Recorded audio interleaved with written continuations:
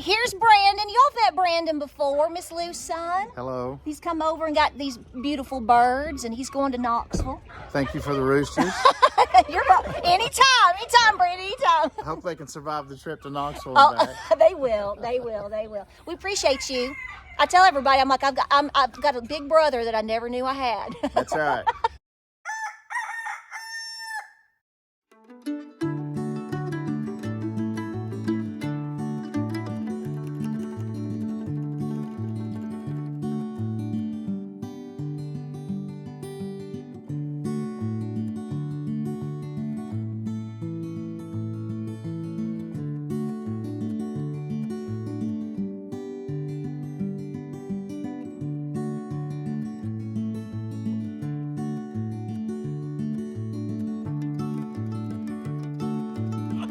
Hey, dude, behave now, okay?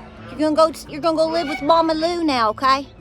She needs a good rooster or two, and you look like the man for the job.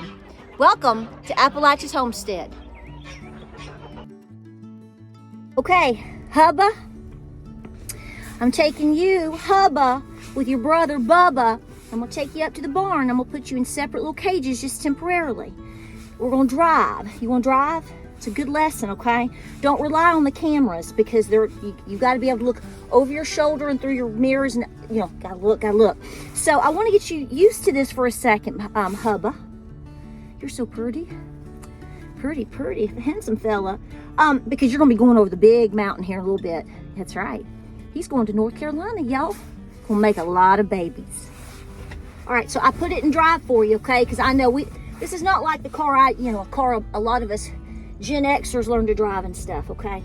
So that they've got buttons and stuff. We had stick shifts and all this stuff. That's what I'm saying. You gotta learn to drive without all that fancy stuff. It makes you a better driver. I think all the folks here will agree. All right, here we go. You're doing good, buddy. Did you sleep good? You are a handsome, sweet fella. All right, let's go up here. The geese are gonna be checking you out. Might be flirting a little bit. I've got these turkey girls up here, honey. They flirt with everything walking, so get ready for that hot mess, okay? We all know Miss Blanche and how she is. As predicted, look who came over to check him out first. That's right. It's predictable as a wart on a witch's behind. Looky there, there's Miss Blanche all up in it. Everybody, this is not Bubba. This is my little metal rooster that I need to put back on my picnic table that needs to be pressure washed. Oh, Ginger, are you checking on him? He's doing okay. Oh, who needs attention? Who needs attention? You ready? Okay, you ready to rock and roll? Oh, is that a yes? Okay, dude, we're going. Let's go, Bubba. I know. Always make sure that when you pull out from a red light, if you're the first one, dude, give it just an extra second or something, because, people run red lights. It's dangerous out there. It's dangerous. Yep, especially now. It's like people don't know how to drive anymore. It's like they've lost their minds. I don't know. Impatient. So you just got to be extra cool. Don't let that fire engine red, Rhode Island red in you come out. I know, it's tough on some days. Just be cool. Yeah, be a leader. Be positive, right? We're all trying to navigate the crazy world, right? Hey, maybe we should throw Beta in for an extra bonus. You know that little Beta up here? He'd be in Lou's crock pot by tomorrow.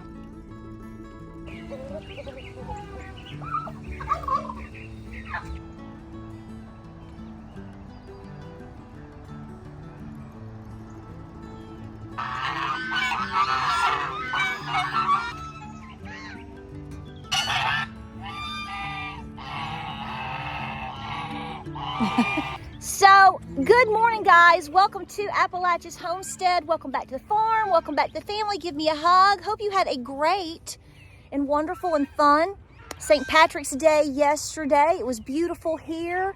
We've cooled down a little bit and we're wet. We're wet from the storms over the weekend, so it's not warm enough to really dry out. I mean, we've got stuff everywhere. We still have more tree debris to finish picking up and getting off the driveway from where that tree fell across our fence the other day. But it's fixed and we're good.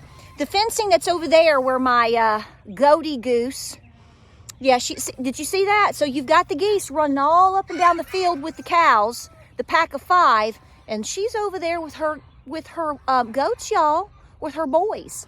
It's the funniest thing you've ever seen. She's over there just loving on them.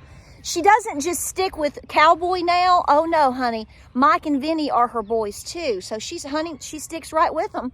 But what we're doing this morning as we're doing chores, Miss Lou needs a rooster.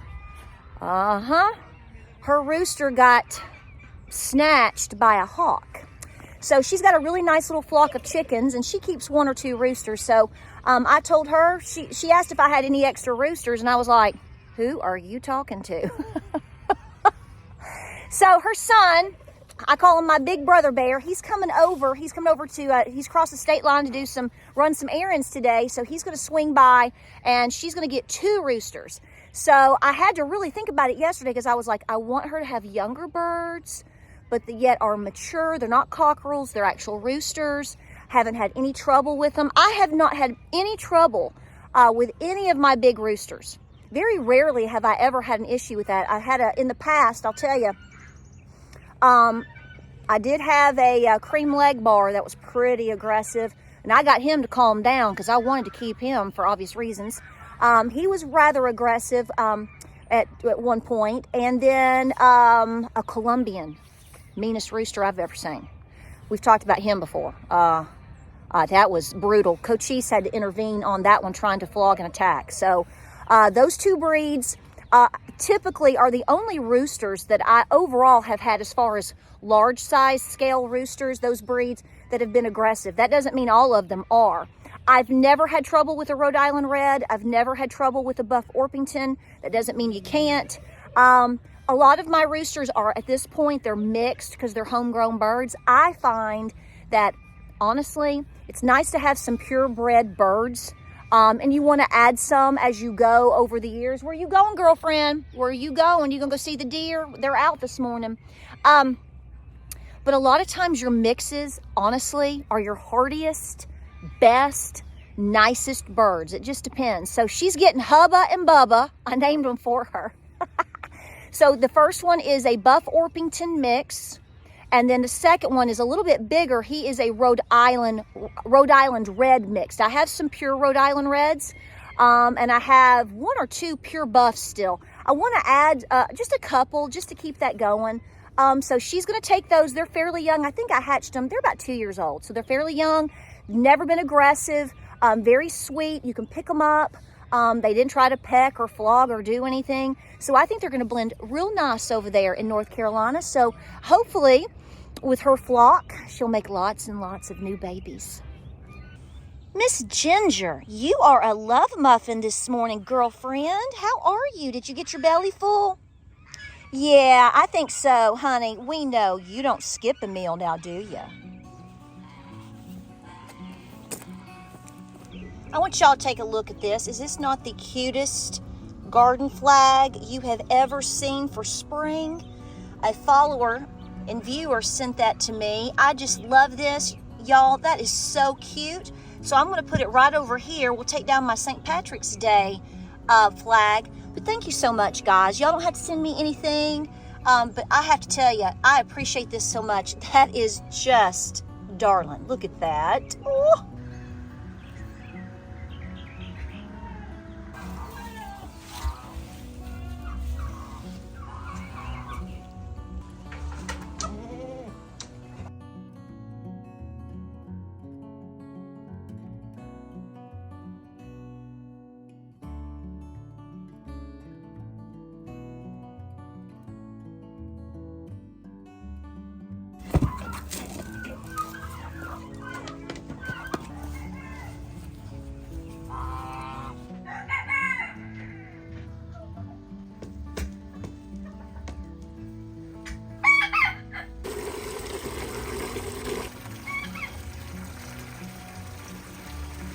So let me show you this real quick because a lot of you ask questions about the minerals and supplements I give my animals. Specifically for my goats, I give them a mix of minerals. I have the Sweet Licks Meat Maker minerals. I think it's the best. It's a little bit more expensive, but it's great. I also mix in kelp. If you've been with me for a long time, you know I'm a huge advocate on giving all of your farm critters kelp. They love it. It's wonderful for them. I think I've got a video on that from like 2017 or something. It goes way back, okay? And it goes a long way. And then I've also, over the last year and a half or so, have been adding in Redmond's mix, the salt and selenium. So what I do is I put the whole bag of the Sweet Licks Meat Maker in my container over here, and then I just put in a couple of big scoops of kelp. I sort of just eyeball that, and then I put in at least a half a bag. The Redmond salt and selenium comes on Amazon. You can get it on Amazon. And so I divide that in half, and I will tell you, I think my goats have done really, really well with this mineral mix. So you just put it all together and spill a little bit on the ground, obviously. But I'll show you the kelp here in just a minute. It's awesome. So wherever you can look into getting you some sea kelp mix, I get mine from my farm co-op. Again, we've been buying it for years, and a huge 50-pound bag goes a long, long time, especially if you have a smaller herd or a small flock, but it's great to give to your chickens. Everybody loves it, and I think they all benefit. So that's what that mix looks like.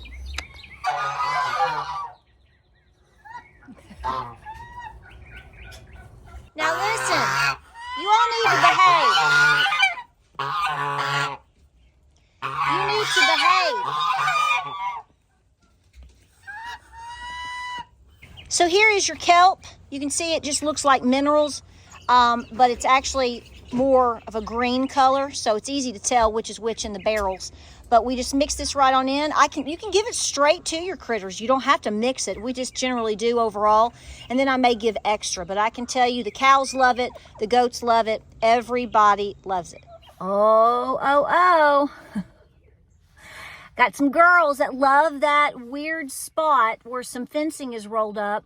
And when we undo our hay bales, we just take the twine and we put it over there. Some of the twine we keep, and when we get an overabundance, well, I mean, you have to get rid of it because we'd have a landfill full of twine, but it's very handy to keep, right? You know what I mean? So we'll take these down to the house, but a busy, busy morning, productive morning. I just love seeing Miss Lou's family. Again, that was Brandon. He is awesome. It is. It's like a big brother. He's like a big brother. And his wife, I love his wife, Miss Paige. She is, you want to talk about a beautiful redhead. I mean to tell you, she'd stop traffic anywhere. But they're awesome, and we just appreciate them coming over. And so Miss Lou has got her roosters on the way. But listen, I want to talk about this real quick because it kind of all wraps up into one. So I want to thank you for your comments yesterday on my video when I'm talking openly about how I'm concerned about the weather patterns, how gardening is going to go for a lot of people this year. And by no means, again, as I said then, I'm going to say now, I'm not telling anybody what to do, okay? You need to do what works best for you, your family, your farm, your region, whatever. But I am going to openly discuss when I have concerns because I think that's important, and that's what our channel is about, our family and farm and homesteading and the things that we do. And we talk about some of the hard stuff because all of the hard stuff is affecting everybody. Nobody's exempt, right? But here's what is so interesting. Did you know, or do you know, some of you did, just a handful, know that this is the year of Jubilee or the Jubilee year? Now, I'm sort of familiar with that. Of course, we're all pretty familiar with letting the land rest every 7 years. That's in Leviticus. That's biblical. But I've never really done a deep dive in on that. And I openly admit that to you. So yesterday morning, I put up that video, and it was supposed to go up the night before, but because of the storm, my Wi-Fi was awful. So it kind of held over until the morning. So that was yesterday morning's video. Thank you for all the views. Thank you so much. Wait, have we done our hug yet? Give me a hug. Oh, there's a big, quick hug. But I came back and after I worked a bit and did some things around the house, I came over and I opened up the computer, and you all had been commenting, and I pinned the first comment that I saw about the Jubilee. There's a couple of you, and you're like, well, it makes sense that you would want to rest your gardens and let it go to fallow and whatnot, because this is the Jubilee year. This is the year of Jubilee. And I went, do what? there are no coincidences in this life. And again, you do what works best for you and how you feel about things. But you might want to take a few minutes and look into that and what that is. Now, I'm not Catholic. I am a Christian. I am, I grew up Southern Baptist. James was Pentecostal. I just claim Jesus these days. And, being part of a church, I've been a part of the same church for almost 40 years. So, just love it. But it's interesting to me, if I can talk about it from this perspective, it's interesting to me that I feel, with no knowledge, that I need to let my ground rest this year, and that I do feel we all need at times a certain level of rest ourselves. We know that's biblical as well. But my focus was, I'm going to rest in this capacity and focus on other things. My family, my health, our farm, my community, and other projects that we really need to get done around here. And everybody has that. And I have felt that conviction and that calling for some time. And I just find it interesting, we'll leave it at that this happens to be, now one thing that I read said it's every 50 years that we're doing this. And then somebody else that I read said 25. If you have more knowledge about this, please, talk to me about it. But nonetheless, if this is the year of Jubilee or the Jubilee year, which, is amazing that just falls into the year of 2025. It apparently it started right around Christmas of 24, and it will go into, I think, is it January 6th of 2026. So it's a little longer than a year. I'm probably not having my particulars. I don't have my particulars right on that probably. So just go with me on the paraphrasing here, because I'm studying it and I'm just fascinated, because this is supposed to be a year of more rest, community, bringing yourself more home, and serving others. Now, if you look at it biblically, historically, it's going to be a little bit different. I was watching a video yesterday, and I've watched most of it. It's only about 7 minutes long. Okay. I'm going to attach it down below, because I felt the gentleman was giving a really good explanation of how the rules, if you will, or the context of the year of Jubilee, Jubilee, how it can be thought of in this year and the things that we're dealing with and in modern times. You might be interested in listening to it, but I have had this on my heart, and I told you in the video that I almost felt bad. I have gardened consistently for 15 years. I mean, no breaks. I haven't. Now, with that, remember, I have changed farms and I have rotated my land. So I didn't abuse spots. I did a lot of crop rotation and stuff. But as far as me saying, nope, I'm not going to do this year. I'm going to completely take a break and rest or do other things and focus on my family more. I'm going to focus on the project more. I'm going to focus on my relationship more with God or whatever. There's never been a year that I've done that. And I have felt convicted that this was the year to do it prior to me understanding or knowing about what I just told you.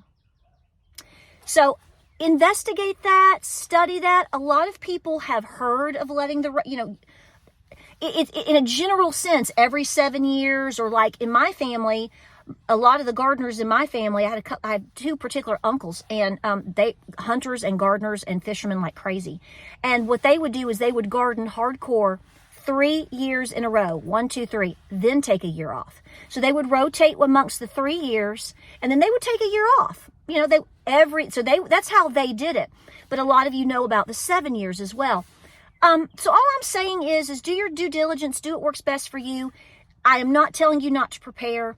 I'm just telling you, and this is not an excuse to not have a garden. I really feel that it's necessary for me. It may not feel necessary for you, but I think maybe it might be something for you to look into and to pray about and to think about. I'm going to do things in a different capacity. Preparedness is a definition that just keeps going. Okay. So as I said yesterday in the video, I may be focusing more on myself as far as my relationship with God, my family, serving others. Okay, there's a lot of serving we need to do. Helping others, helping other farms, giving them a rooster, making sure everybody's being productive and whatnot. So I just want to share that with you because that really, I pinned that first comment yesterday, and I just was blown away by it. I even was showing James, and he was like, wow, this is explaining a lot, because we've been talking about it. I told him, I said, I think we need a break. And he was like, whatever you think we need to do. He said, there's plenty we need to do, and there's other ways to prepare. Like I said, you can always purchase things.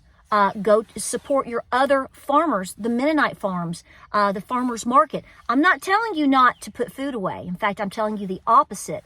But what I am saying is in terms of letting the ground rest, this might be your year. Maybe, maybe not. That's for you to decide. But if you're not aware of that, this is the year for that kind of a reset, if you will. This will reset us on a path of every 7 years. So we do it in 25, and then in 7 years from now, we would do it again. Maybe obviously rotating along the way. So food for thought, prayer for thought. And I want to thank you for being here. And thank you so much for just being the awesome community that you are. And keep doing the things, folks, okay? God's got our backs. The battle is already won. I know there's a lot going on. And like you, there's some days where I just go, I'm just going to go out here and I'm going to clean up my barn and knock down the cobwebs. Spring is here, and praise the Lord, and, hang around with some turkeys. It's just an amazing time that we're in. And we have to know that there's a reason for everything. And so maybe this year is a really good time to observe, pray, reflect, and strengthen our pillars, our other pillars in other ways. Do what works best for you. I love you guys. Ginger's over here. She's been a hard worker today. She has followed me everywhere. She's done so good. And thank you, Brandon, for coming over. And Miss Lou, I hope you love those buddies. I did tell Brandon real quick. I was like, you might want to, I said, one came from one coop and the other came from another coop. I said, so they're going to have to get used to each other, but they're great birds. They've been with other roosters in large flocks, whatever. But, the separation thing. So anytime you get a new bird, and they know this, but, I just wanted him to know that they didn't come from the same coop. But, you might want to find a way to keep them kind of separated for a couple of days near each other so they all get used to each other within the new flock. See how that goes. And then, of course, when you are comfortable, one evening, right when it's getting dark, just open the door and let them come out and hang out and go from there. So there's the advice on that I always give. Like, subscribe, and share. Pray, prep, and be peaceful. I hope you have a beautiful Tuesday. I'm going to get this video up hopefully later today. I love you. Give me a hug. I hug you. Give me a hug. Oh, squeeze you. I love you. Pray, prep, and be peaceful. Do what works best for you, and I'll see you guys on the next video.